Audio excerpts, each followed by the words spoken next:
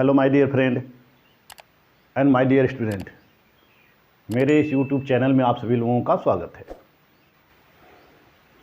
पिछले वीडियो मैंने आप लोगों को हीगल के द्वंद्ववाद संबंधी विचारों से अवगत कराया था। इस वीडियो में आप लोगों को हीगल के राज संबंधी विचारों से अवगत कराने जा रहा हूँ। हीगल के राज संबंधी विचारों का विश्लेषण उसने अपनी पुस्तक फिनोमिनोलॉजी ऑफ स्पिरिट फिनोमिनोलॉजी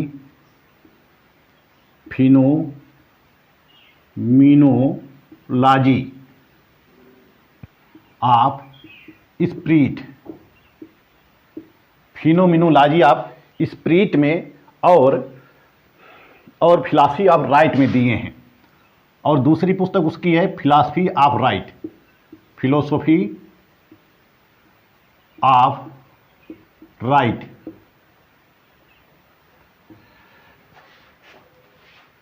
जैसा कि हीगल ने फिनोमिनो ऑफ स्पिरिट और फिलॉसफी ऑफ राइट में जो राज की अवधारणा दिया है, उसके राज्य संबंधी विचारों का विश्लेषण करने के उपरांत यह प्रकट होता है कि हीगल ने राज की फांसीवादी धारणा प्रस्तुत किया है या सर्वाधिकारीवादी धारणा प्रस्तुत किया है, क्योंकि हीगल ने राज को सर्वोच्च माना है और राज को ही सब कुछ सौंप दिया है, व्यक्ति को उसने अधिकार नहीं दिए हैं। साथ ही साथ हीगल राज्य संबंधी विचारों का विश्लेषण दार्शनिक तरीके से करता है। वह राज्य संबंधी विचारों का विश्लेषण दार्शनिक तरीके से करता है और राज्य को पृथ्वी पर ईश्वर का अवतरण मानता है। तो हीगल के जो राज्य संबंधी विचार हैं वह तत्कालीन जर्मनी के परिस्थितियों से प्रभावित है। उस समय जर्मनी की ऐसी परिस्थितियां थी कि जर्मनी की एकीकरण की जरूरत थी, जर्मनी को एकता की जरूरत थी। और इसी परिस्थितियों को ध्यान में रखकर हीगल ने जर्मनी को सुदृढ़ करने के लिए, जर्मनी को एकीकृत करने के लिए राज्य संबंधी फांसीवादी विचार प्रस्तुत किए हैं। हीगल के राज्य संबंधी विचारों के ऊपर जर्मनी के तत्कालीन परिस्थितियों का प्रभाव तो था ही, साथ ही साथ उसके राज्य संबंधी विचारों के ऊपर अरस्तु और प्लेटो का भी प्रभाव परिलक्षित होता है। अरस्तु और प्लेटो का भी प्रभाव है। जैसा कि अरस्तु और प्लेटो राज को एक नैतिक संस्था मानते हैं, और राज को समुदायों का समुदाय मानते हैं, सर्वोच्च समुदाय मानते हैं। तो हीगल ने भी राज को सर्वोच्च माना है, राज को सर्वोच्च समुदाय माना है और राज को एक नैतिक संस्था माना है। और इन्हीं सब के आधार पर हीगल अपने राज संबंधी विचारों का विश्लेषण करता है। जैसा कि प्लेटो का कहना है कि व्यक्ति का उच्चतम विकास राज्य में ही संभव हो सकता है। प्लेटो और अरस्तु दोनों ये मानते हैं कि व्यक्ति का उच्चतम विकास राज्य में ही संभव हो सकता है, इसलिए हीगल भी ये मानता है कि व्यक्ति का उच्चतम विकास राज्य में ही संभव हो सकता है। तो हीगल के राजनीतिक दर्शन का आधार विश्वात्मा का विचार है। विश्वात्मा का विचार है। चूंकि हीगल अपना चिंतन दार्शनिक तरीके से प्रस्तुत करता है और उसने ईश्वर को ही सर्वश्रेष्ठ माना है, ईश्वर को ही सर्वोच्च माना है और उसके दर्शन का आधार विश्वात्मा का ही विचार है। वह राज्य को विश्वात्मा की अभिव्यक्ति माना है। जैसा कि हीगल कहता है कि राज्य पृथ्वी पर ईश्वर का अवतरण है, तो उसने राज्य को विश्वात्मा की अभिव्यक्ति माना है। राज्य के जन्म के संबंध में वह कहता है कि विश्वात्मा अपने चरमोत्कर्ष को प्राप्त करने के लिए विकास की आवश्यकता अनुसार विभिन्न रूप धारण करती है। यानी कि जब राज्य का विकास, हीगल के अनुसार राज्य का विकास कैसे हुआ? राज्य का विकास विश्वात्मा के द्वारा हुआ है और विश्वात्मा अपना चरम रूप प्राप्त करने के लिए विभिन्न प्रकार के विकास का कार्य करती है, विभिन्न प्रकार का रूप धारण करती है और अपनी पूर्ण विकास की महायात्रा की तरफ अग्रसर होती रहती है। यानी कि हमेशा इस प्रकृति का हमेशा विकास होता रहता है और विश्वात्मा विकास की इस महायात्रा की तरफ अग्रसर होती रहती है। तो वह कहता है कि प्रकृति में पाए जाने वाली समस्त जड़ और चेतन वस्तुएं इसी विश्वात्मा से निश्चित हुई है। यानी कि प्रकृति में जितनी भी वस्तुएं हैं, जैसे कि जड़ वस्तुएं हैं, चेतन वस्तुएं हैं, जड़ और चेतन वस्तुएं हैं, इसी विश्वात्मा की अभिव्यक्ति है। जैसे कि वह कहता है कि विश्वात्मा की अभिव्यक्ति सबसे पहले जड़ वस्तुओं में होती है, विश्वात्मा की अभिव्यक्ति सबसे पहले जड़ वस्तुओं में होती है और जड़ वस्तुओं से यह वनस्पतियों में जाती है, यह वनस्पतियों में जाती है, जड़ वस्तुओं से यह वनस्पतियों में जाती है और वनस्पतियों से होते हुए जड़ वस्तुओं में होती है, फिर वनस्पतियों में होती है, वनस्पतियों में होती है। विश्वात्मा की सर्वोत्तम अभिव्यक्ति वनस्पतियों में होती है, वनस्पतियों से होते हुए यह प्राणियों में जाती है, यह प्राणियों में जाती है। और जब प्राणियों में जाती है तो प्राणियों में से होते हुए यह सबसे इसकी सर्वोत्तम अभिव्यक्ति, विश्वात्मा की सर्वोत्तम अभिव्यक्ति किस में होती है? मनुष्य में होती है। सर्वोत्तम अभिव्यक्ति मनुष्य में होती है क्योंकि मनुष्य एक चेतन प्राणी है। और तो विश्वात्मा का उच्चतम विकास मनुष्य में होता है और मनुष्य एक चेतन प्राणी होता है। और यह स्थिति विश्वात्मा की शारीरिक दृष्टि के विकास से सर्वोत्तम स्थिति है। तो इस तरह से मनुष्यों का विकास हुआ है, यानी कि विश्वात्मा के द्वारा ही मनुष्यों का विकास हुआ है। और मनुष्य जो है वो विश्वात्मा का अंश है। मनुष्य क्या है? ईश्वर का अंश है, विश्वात्मा का अंश है। अर्थात आशय यह है कि भौतिक दृष्टि से मनुष्य विश्वात्मा का सर्वोत्तम और अंतिम विकसित रूप है। जो मनुष्य है यह भौतिक रूप से विश्वात्मा का अंतिम और सर्वोत्तम विकसित रूप कौन है? मनुष्य है। अब मनुष्य की उत्पत्ति हो जाती है। हीगल कहता है कि इस प्रकृति में मनुष्य की उत्पत्ति हो जाती है। किसके द्वारा होती है?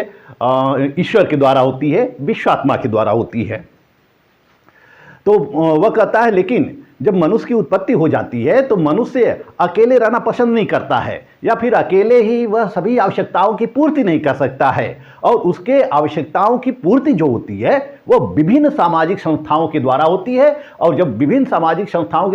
और जब उसकी आवश्यकताओं की पूर्ति विभिन्न सामाजिक संस्थाओं के द्वारा होती है, इसलिए विभिन्न सामाजिक संस्थाओं का जन्म होता है, जिसमें परिवार सबसे पहले क्या है? परिवार है। फिर उसके बाद समाज है। ये विभिन्न संस्थाएं हैं। परिवार जो है, परिवार वह सर्वप्रथम है। परिवार की अभिव्यक्ति, परिवार की उत्पत्ति सबसे पहले होती है, क्योंकि मनुष्य अपनी सभी आवश्यकताओं की पूर्ति कहाँ करता है? परिवार में करता है। अपनी आवश्यकताओं की पूर्ति परिवार में करता है। तो परिवार विश्वात्मा की प्रथम अभिव्यक्ति है। परिवार विश्वात्मा की प्रथम अभिव्यक्ति है। परिवार का जो आधार होता है, परिवार का जो आधार होता है या मौलिक तत्व होता है, वह प्रेम, सहयोग और त्याग की भावना होती है। परिवार के अंतर्गत क्या होती है? परिवार। इस परिवार के अंदर कुछ विशेषताएं देखने को मिलती हैं, जैसे कि प्रेम, त्याग, सहयोग। प्रेम, त्याग और सहयोग की भावना किस में होती है? इस परिवार में होती है। यानी परिवार के जितने भी सदस्य होते हैं वह एक दूसरे से प्रेम करते हैं, एक दूसरे का सहयोग करते हैं और एक दूसरे के लिए अपने अधिकारों को छोड़ने के लिए तैयार रहते हैं। यानी कि त्याग, बलिदान की भावना विद्यमान रहती है परिवार में। परिवार के सारे सदस्य एक दूसरे के लिए कुछ न कुछ करते रहते हैं। तो हीगल कहता है कि राज्य के विकास में यह जो परिवार है यह पहली सीढ़ी है। राज्य के विकास में परिवार पहली सीढ़ी है, या इसको वाद की स्थिति प्रदान करता है। जैसे कि उसने द्वंद्वात्मक पद्धति का विचार जो दिया है उसमें वाद, प्रतिवाद और संवाद है। तो ये जो स्थिति हो जाती है, किसकी स्थिति हो जाती है? वाद की स्थिति हो जाती है। वाद यानी कि थीसिस, ये वाद की स्थिति हो जाती है। अब वह कहता है हीगल कि लेकिन मनुष्य अपनी सभी आवश्यकताओं की पूर्ति परिवार में करने में असमर्थ होता है। यानी कि सभी आवश्यकताओं की पूर्ति परिवार में नहीं होती है। परिवार में जो उसकी आवश्यकताएं होती है वो सीमित होती हैं। तो मनुष्य अपनी अन्य आवश्यकताओं की पूर्ति करने के लिए परिवार की सीमा को लांघ जाता है। या परिवार के प्रभाव क्षेत्र के बाहर जाकर वह अपनी आवश्यकताओं की पूर्ति करता है। तो मनुष्य की यह क्रिया जो होती है, यानी कि जब वह परिवार से बाहर जाकर अपनी आवश्यकताओं की पूर्ति करता है तो मनुष्य की यह क्रिया जो होती है वह समाज को जन्म देती है। अब किसका जन्म होता है? अब समाज का जन्म होता है। समाज का जन्म होता है, यानी कि सोसाइटी का जन्म होता है। हीगल इस समाज को बुजुर्वा नाम दिया है। बुजुर्वा।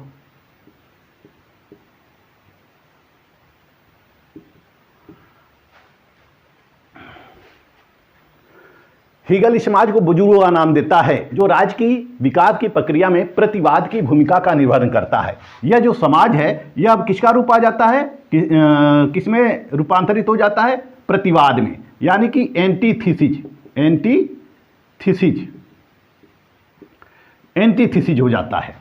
यह समाज का जो आधार होता है, जिस तरह से परिवार का आधार प्रेम, त्याग और सहयोग होता है, तो समाज का आधार परिवार की तरह से प्रेम, त्याग और बलिदान नहीं होता है। प्रेम की भावना नहीं होती है, यहाँ पर स्वार्थ की भावना काम करती है, यहाँ स्वार्थ की भावना काम करती है और प्रतिस्पर्धा और संघर्ष की भावना काम करती है। इस समाज के अंतर्गत लोगों में प्रतिस्पर्धा होती है और प्रतिस्पर्धा के साथ ही साथ लोगों में संघर्ष भी होता है। आगे बढ़ने की, विकास करने की प्रवृत्ति सब में होती है और विकास करने के लिए वह एक दूसरे से संघर्ष करते रहते हैं। एक दूसरे से व्यक्ति क्या करता रहता है, संघर्ष करता रहता है। तो इस समाज में प्रत्येक व्यक्ति अपने हित की बात सोचता है। जब समाज में जाता है तो सारा व्यक्ति अपने हित की बात सोचता है और परिणाम यह होता है कि हर व्यक्ति आत्मनिर्भर बनने की कोशिश करता है। व्यक्ति जो होता है वह आत्मनिर्भर बनने की कोशिश करता है, जिससे एक सीमा तक उसकी उन्नति होती है। लेकिन इस समाज में निरंतर चलने वाली प्रतिस्पर्धा और संघर्ष की प्रक्रिया जो होती है, बाद में चलकर वह बाधक सिद्ध होने लगती है। यानी कि समाज के सभी सदस्यों में यदि प्रतिस्पर्धा होती है, संघर्ष होता है, तो यह उनकी उन्नति में बाधक होने लगती है। अतः इसको मर्यादित करने की आवश्यकता महसूस होने लगती है। यानी कि इसको, इस प्रतिस्पर्धा और संघर्ष को सीमित करने के लिए, इस पर प्रतिबंध लगाने के लिए आवश्यकता अनुभव होने लगती है, जिससे कि परिवार के जो गुण होते हैं, प्रेम और सहयोग को, उसको पुनः प्रतिस्थापित किया जा सके। अब इसकी अनुभूति कहाँ होती है, राज्य में होती है। इसकी अनुभूति कहाँ होती है, राज्य में होती है, स्टेट में होती है इसकी अनुभूति। यानी स्टेट ही वह ऐसा अंग है या ऐसी संस्था है जो सबको नियंत्रित कर सकती है, सबको मर्यादित कर सकती है। तो इसकी आवश्यकता की अनुभूति राज्य को जन्म देती है, जो संवाद के रूप में होता है। अब यह राज्य किस रूप में होता है, संवाद के रूप में हो जाता है। संवाद, साइंथिसिस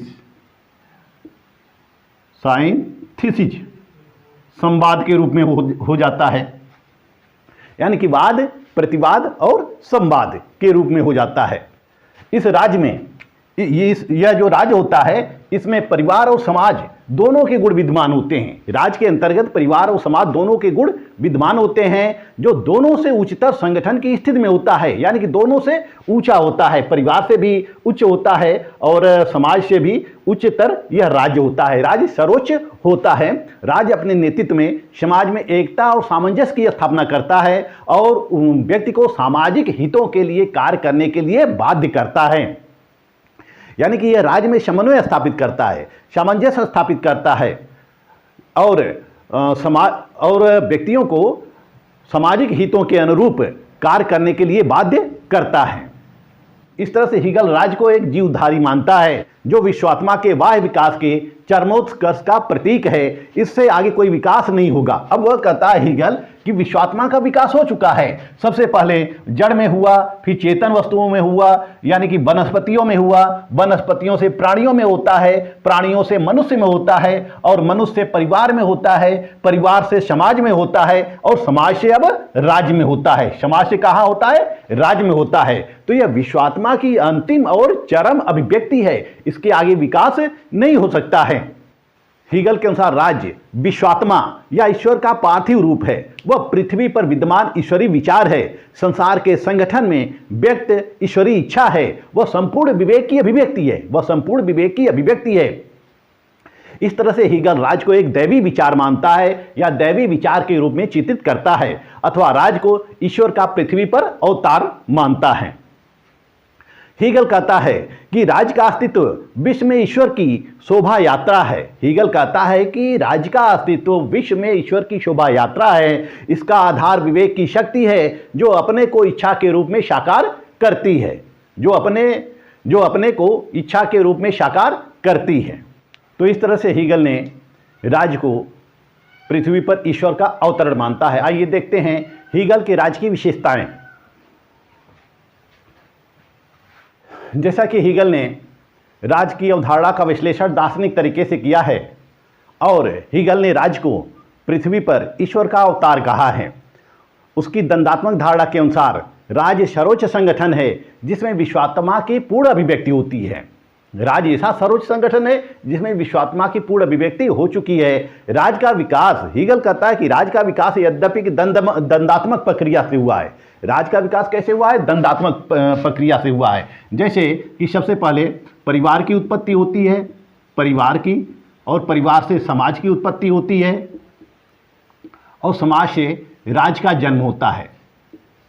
हीगल ने दंडात्मक पद्धति बताई है और यह वाद है, यह प्रतिवाद है और यह संवाद की स्थिति होती है। यह संवाद की स्थिति होती है, यानी कि जैसा कि हीगल कहता है कि हर मूल तत्व का अपना प्रतिरोध होता है। हर मूल तत्व का अपना प्रतिरोध होता है। तो परिवारवाद हो गया और फिर परिवार का जो विरोधी है वो समाज हो गया, यानी कि वाद और प्रतिवाद, इसमें संघर्ष होता है तो संवाद का जन्म होता है, यानी कि राज का जन्म होता है। तो हीगल के अनुसार राज का विकास दंडात्मक प्रक्रिया के द्वारा हुआ है। फिर भी विकास के क्रम में दैवी चेतना कार्य करती है और राज के रूप में उस दैवी चेतना को पूर्णता प्राप्त होती है।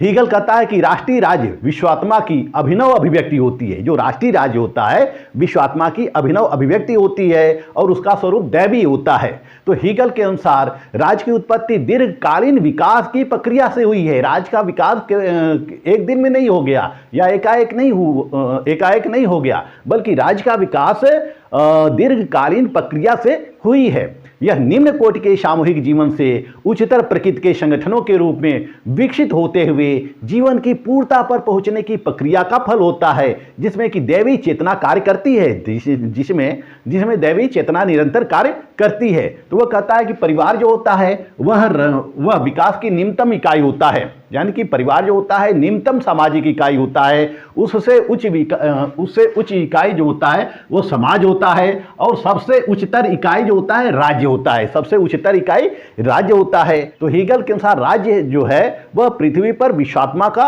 अंतिम रूप होता है। तो इस तरह से हीगल राज्य को ईश्वर का अवतार माना है या पृथ्वी पर ईश्वर का अवतरण कहा है। राज्य एक दैवी सत्ता है। राज्य दैवी सत्ता के अनुसार कार्य करती रहती है। दूसरा, राज्य एक सावयव है। राज्य एक सावयव है। हीगल राज्य को एक सावयव मानता है, यानी कि एक जीव मानता है।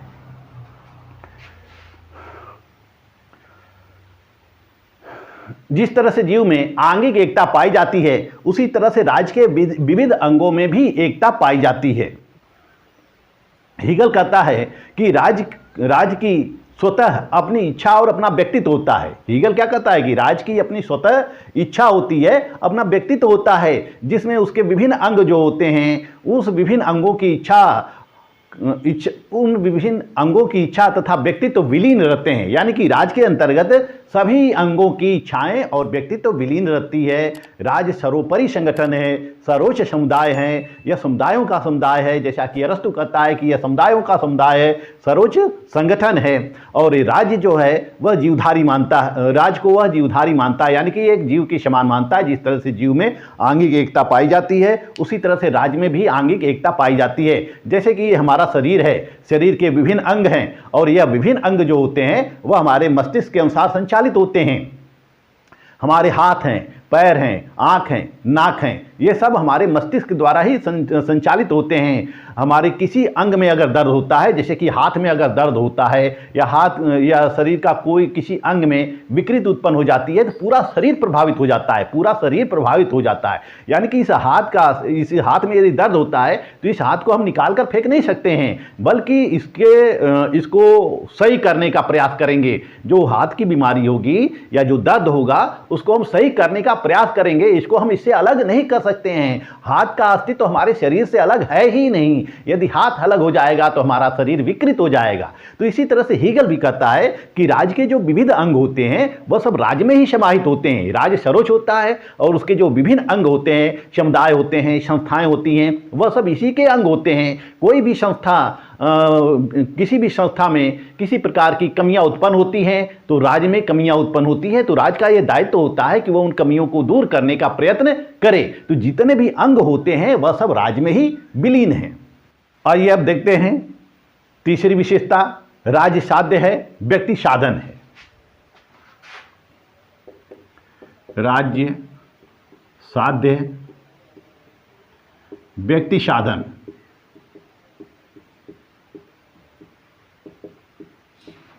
हीगल कहता है कि राज्य जो है साध्य है और व्यक्ति जो है साधन है, मीन्स है।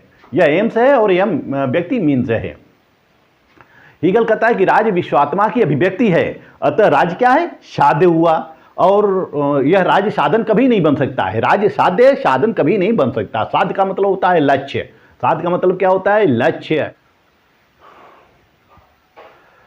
जैसा कि मैकग बर्न कहते हैं, मैकग बर्न, मैकग बर्न, जैसा कि मैकग बर्न का कहना है कि पुराने उदारवादी इस बात पर बल देते हैं कि पुराने उदारवादी इस बात पर बल देते थे कि राज्य अपने में साध्य नहीं बल्कि साध्य के लिए साधन है। यानी पुराने उदारवादी राज्य को साधन मानते थे और व्यक्ति को साध्य मानते थे। वे साध्य के रूप में जनता की भलाई या कल्याण मानते थे। इसके विपरीत हीगल ने यह घोषित किया कि राज्य स्वयं में एक साध्य है और व्यक्ति एक साध्य के लिए साधन मात्र है।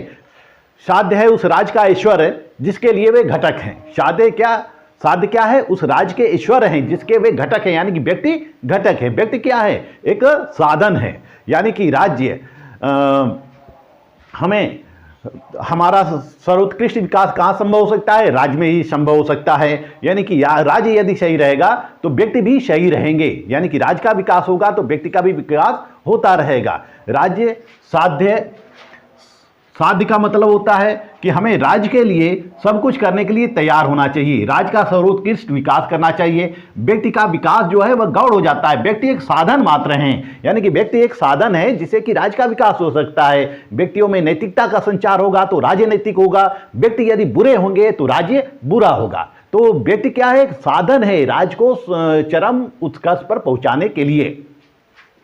तो इस तरह से हीगल कहता है कि राज्य एक साध्य है और व्यक्ति एक साधन है। नेक्स्ट, हीगल कहता है कि राज्य एवं व्यक्ति में किसी प्रकार का विरोध नहीं है।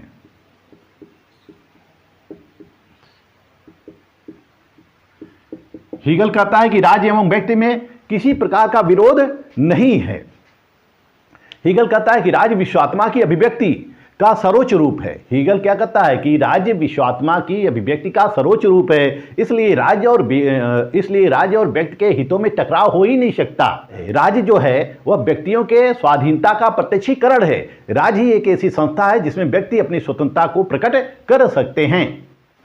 हीगल कहता है कि राज्य व्यक्ति के विवेकशीलता का मूर्त रूप है तथा उसके परिपूर्ण ज्ञान का साकार प्रतिमा है। यानी कि राज्य जो है व्यक्ति के ज्ञान की साकार प्रतिमा है। वह राज्य उसकी सच्ची, निष्पक्ष और निस्वार्थ समान इच्छा का प्रतिनिधित्व करता है। अतः उसकी सच्ची स्वतंत्रता राज्य में ही संभव होती है। यानी कि सच्ची स्वतंत्रता व्यक्ति की कहाँ संभव हो सकती है? राज्य में ही संभव हो सकती है। राज्य और व्यक्ति के विरोध, व्यक्ति के हितों में किसी प्रकार का टकराव नहीं है। वह व्यक्ति जो होता है वह अपनी आत्मानुभूति राज्य में ही कर सकता है। यानी कि आत्मानुभूति राज्य के घटक के रूप में ही कर सकता है। इसलिए व्यक्ति और राज्य के हितों में किसी प्रकार का पारस्परिक टकराव नहीं है। किसी प्रकार के विरोध की कल्पना नहीं की जा सकती है। राज्य सर्वोच्च है, व्यक्ति का व्यक्तित्व राज्य में ही विलीन है। यानी कि व्यक्ति का व्यक्तित्व जो है राज्य में ही विलीन है। व्यक्ति, जैसा कि व्यक्ति भी विश्वात्मा का एक अंश है और राज्य जो है यह विश्वात्मा की सर्वोच्च अभिव्यक्ति है, तो यह भी विश्वात्मा का अंश है और यह विश्वात्मा का अंतिम रूप है। तो राज्य और व्यक्ति के हितों में किसी प्रकार का टकराव नहीं हो सकता है। जो राज्य के हित हैं वो व्यक्ति के हित हैं। व्यक्ति के यदि अपने निजी हित भी होते हैं तो राज्य के हितों के लिए व्यक्ति को अपने हितों का बलिदान भी कर देना चाहिए। यानी कि राज्य की सुरक्षा के लिए, राज्य के विकास के लिए, राज्य को सर्वोच्च स्थिति प्रदान करने के लिए व्यक्ति को सब कुछ करना चाहिए। व्यक्ति का अपना व्यक्तित्व अलग से नहीं है, राज्य में ही उसके व्यक्तित्व समाहित हैं। तो इस तरह से हीगल कहता है कि राज्य और व्यक्ति में विरोध नहीं है, क्योंकि व्यक्ति भी विश्वात्मा की अभिव्यक्ति है और राज्य भी विश्वात्मा की अभिव्यक्ति है।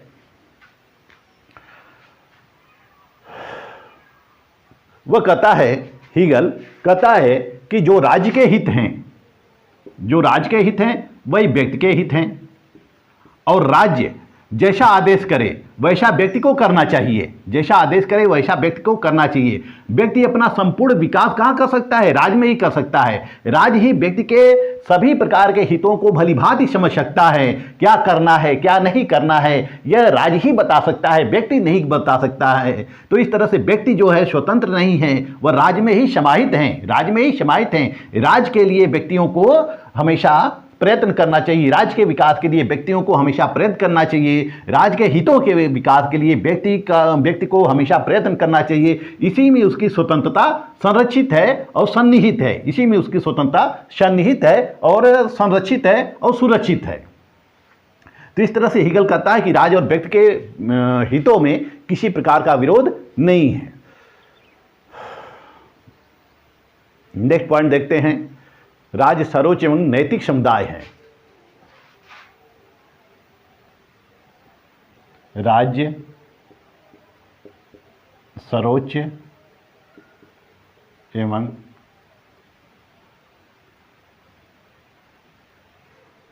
नैतिक समुदाय।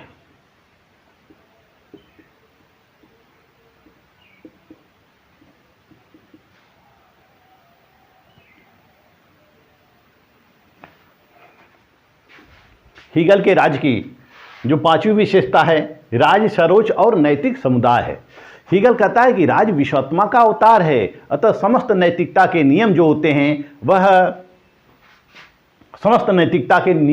हैं वह राज्य के अंतर्गत हैं। वह कहता है कि राज्य विश्वात्मा का अवतार है, इसलिए जितने भी नैतिकता के नियम हैं वह सब राज्य के अंतर्गत है। वह राज्य जो है किसी नैतिकता के नियम से या कानून के नियम से, मर्यादाओं से नियंत्रित नहीं है, प्रतिबंधित नहीं है, मर्यादित नहीं होता है, जिससे मनुष्य मर्यादित होता है। यानी कि मनुष्य के ऊपर अनेक प्रकार की नैतिकता होती है, अनेक प्रकार के कानून का प्रतिबंध होता है, लेकिन राज्य के ऊपर ऐसा कुछ नहीं होता है। राज्य के ऊपर कुछ नहीं होता है। राज्य सभी प्रकार के नैतिक बंधनों से, सभी प्रकार के कानूनों से मुक्त है और वह स्वयं नैतिकता का नियामक और निर्माता है। राज्य क्या है? राज्य यह नैतिकता का निर्माता है। राज्य निर्माता है और नियामक है। यह नियम भी बनाता है, नियामक है।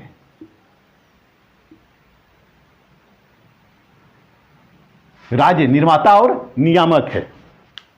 हीगल कहता है कि वह सभी के लिए नैतिकता का निर्माण करता है। हीगल कहता है कि राज्य ही एक ऐसी संस्था है जो सभी के लिए नैतिकता का निर्माण करती है। राज्य सबके लिए नैतिकता का निर्माण करती है। राज्य सबके लिए नैतिकता का निर्माण करती है और कानून बनाती है। यह सब कुछ कौन करता है? राज्य ही करती है। हीगल कहता है कि राज्य सभी के लिए नैतिकता का नियामक और निर्माता है, वही सभी के लिए नियमों का निर्धारण करता है। अतः नैतिक दृष्टि से राज्य क्या है? सर्वोपरि है। अतः नैतिक दृष्टि से राज्य भी क्या है? सर्वोपरि है। तो नैतिकता की दृष्टि से राज्य को सर्वोच्च मानते हुए हीगल यह प्रतिपादित करता है कि राज्य स्वयं में एक साध्य है और व्यक्ति से उच्चतर है। राज्य स्वयं में एक साध्य है और व्यक्ति से उच्चतर है, क्योंकि वह व्यक्ति के विशुद्ध और शाश्वत रूप का साकार रूप है। अतः राज्य पूर्ण है और अन्य समस्त अंगों से श्रेष्ठ है, अपने अन्य समस्त अंगों से श्रेष्ठ है और व्यापक है वह कहता है कि व्यक्ति का जो महत्व होता है वह राज्य के कारण ही होता है। यदि राज्य नहीं है तो व्यक्ति का महत्व नहीं है। यानी कि व्यक्ति का जो अस्तित्व होता है, व्यक्ति का अस्तित्व जो होता है वह किसके कारण होता है? राज्य के कारण होता है। यदि राज्य नहीं है तो व्यक्ति का कोई अस्तित्व नहीं है, व्यक्ति का कोई महत्व नहीं है। व्यक्ति अपने राज्य के द्वारा ही जाना जाता है। यदि राज्य से बाहर निकाल दिया जाए तो व्यक्ति की पहचान मुश्किल हो सकती है, व्यक्ति की पहचान नहीं हो सकती है। तो व्यक्ति वैसे जिस राज्य में रहता है उस राज्य के द्वारा ही व्यक्ति को जाना जाता है, पहचाना जाता है। उसका अस्तित्व, उसका व्यक्तित्व राज्य के ऊपर ही निर्भर करता है। हीगल अपनी पुस्तक फिलॉसफी ऑफ हिस्ट्री में लिखता है, फिलोसफी ऑफ हिस्ट्री,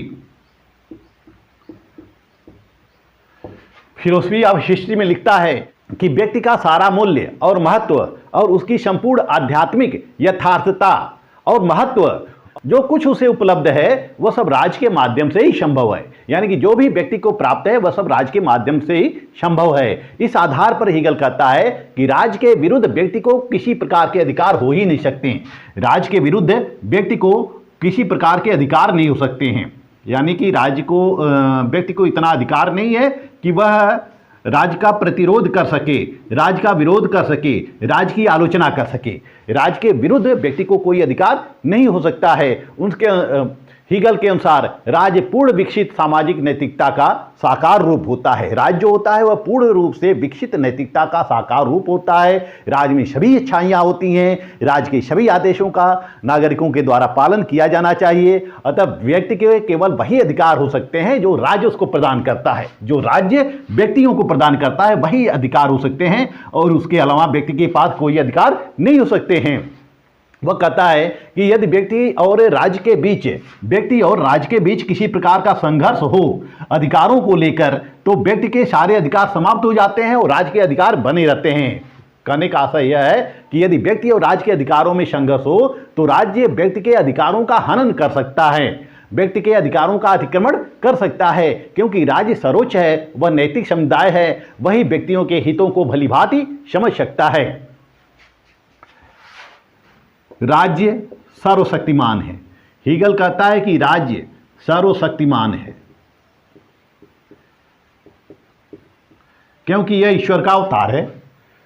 क्योंकि यह ईश्वर का अवतार है इसलिए राज्य सर्वशक्तिमान है। राज्य से ऊपर कोई भी संस्था नहीं हो सकती जो शक्तिशाली हो।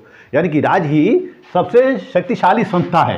राज्य क्या है? यह सुप्रीम है, इसके पास सुप्रीम पावर है, सर्वोच्च शक्ति है, यह सबसे शक्तिशाली संस्था है। इसके ऊपर कोई भी संस्था शक्तिशाली नहीं हो सकती है। शेबाइन कहते हैं कि हीगल के चिंतन में राज स्वयं ही शक्ति है। हीगल के चिंतन में राज स्वयं ही शक्ति है। वह राष्ट्र की इच्छा का बाह्य स्वरूप है। यह व्यक्तिगत जीवन तथा नागरिक समाज की नैतिक तथा आर्थिक व्यवस्थाओं से पृथक और ऊपर है। यानी कि व्यक्ति के सामाजिक जीवन से, व्यक्ति के राजनीतिक जीवन से यह सर्वोच्च है, यह व्यक्तियों से पृथक है। राज्य सर्वोच्च समुदाय है और अंतिम समुदाय है। तो इस तरह से हीगल राज्य को सर्वोच्च मानने के साथ ही साथ उसे हमेशा सही और विवेकपूर्ण सामान्य इच्छा का प्रतीक भी माना है। सामान्य इच्छा का प्रतीक भी माना है। वह कहता है कि राज्य सामान्य इच्छा का प्रतीक है। यह सभी इच्छाओं का सामूहिक योग है। इस कारण राज्य की इच्छा का पालन करना मनुष्यों का परम दायित्व होता है, मनुष्यों का परम कर्तव्य होता है। अतः राज्य की इच्छा का विरोध कभी भी न्यायोचित नहीं हो सकता है। राज्य की इच्छा का विरोध कभी भी न्याय संगत नहीं हो सकता है। इसलिए हीगल नागरिकों को राज्य के विरुद्ध विद्रोह करने का अधिकार नहीं देता है, वरन इसे घृणित कर्म मानता है। हीगल नागरिकों को राज्य का विद्रोह करने का अधिकार नहीं देता है, वह इसको एक घृणित कर्म मानता है। तो इस तरह से हम देखते हैं कि हीगल ने जो राज्य संबंधी विचार दिए हैं वह दैवीय सिद्धांत प्रस्तुत करता है। वह राज्य का दैवीय सिद्धांत का प्रतिपादक है। हीगल राज्य के सामाजिक समझौतों में विश्वास नहीं करता है। जैसा कि हाब्स, लॉक, रूसो के द्वारा सामाजिक समझौते का प्रतिपादन किया गया है, जिसमें यह कहा गया है कि राज्य की उत्पत्ति सामाजिक समझौते के द्वारा हुई है। लेकिन हीगल राज्य का विश्लेषण या राज के जन्म का विश्लेषण यह दैवी तरीके से करता है, यह दार्शनिक तरीके से करता है। वह कहता है कि राज ईश्वर का पृथ्वी पर अवतरण है। जब ईश्वर ने पृथ्वी पर अवतार लिया तभी राज की उत्पत्ति होती है। यानी कि वह कहता है कि राज के रूप में विश्वात्मा की यह अभिव्यक्ति होती है। यानी कि विश्वात्मा का सर्वोत्कृष्ट रूप क्या है? राज्य ही है। विश्वात्मा का सर्वोत्कृष्ट रूप राज्य है। और यह विश्वात्मा जड़ और चेतन सभी में कार्य करती है। जड़ और चेतन सभी में कार्य करती है। पहले जड़ का विकास हुआ है, जड़ से चेतन का विकास हुआ है, चेतन फिर उसके पश्चात वनस्पतियों में विश्वात्मा की अभिव्यक्ति हुई, वनस्पतियों के पश्चात विश्वात्मा की अभिव्यक्ति प्राणियों में हुई, और प्राणियों में सबसे सर्वोत्कृष्ट रूप में मनुष्यों में होती है। तो और मनुष्यों से फिर परिवार में होती है, परिवार से समाज में होती है, समाज से फिर राज्य में होती है, और राज्य में विश्वात्मा की अंतिम और सर्वोच्च अभिव्यक्ति होती है। राज्य अंतिम सत्ता होती है, यानी कि राज्य अंतिम अभिव्यक्ति होती है। राज्य के पश्चात कोई भी विश्वात्मा का अन्य कोई रूप नहीं है। विश्वात्मा की अंतिम अभिव्यक्ति कहाँ होती है? राज्य में होती है। इसलिए राज्य सर्वोच्च समुदाय है और नैतिक समुदाय है। तो इस तरह से हम देखते हैं कि हीगल ने राज्य संबंधी जो विचार प्रतिपादित किया है, उसने राज्य को सर्वाधिकारी बना दिया, उसने राज्य को सर्वाधिकार युक्त बना दिया है। या इसको हम फासिस्ट राज्य की भी संज्ञा दे सकते हैं, फासिस्ट राज्य की भी संज्ञा दे सकते हैं। तो इस तरह से देखते हैं कि हीगल के राज्य संबंधी विचार में हमें फासिस्टवादी या फिर सर्वाधिकारवादी के बीच मिलते हैं। इस वीडियो में बस इतना ही। नेक्स्ट वीडियो में आप लोगों को हीगल के स्वतंत्रता संबंधी विचारों से अवगत कराऊंगा। मेरा वीडियो आपको अच्छा लगे तो मेरे चैनल को लाइक, सब्सक्राइब और शेयर करते रहिएगा। मिलते हैं नेक्स्ट वीडियो में, तब तक के लिए धन्यवाद।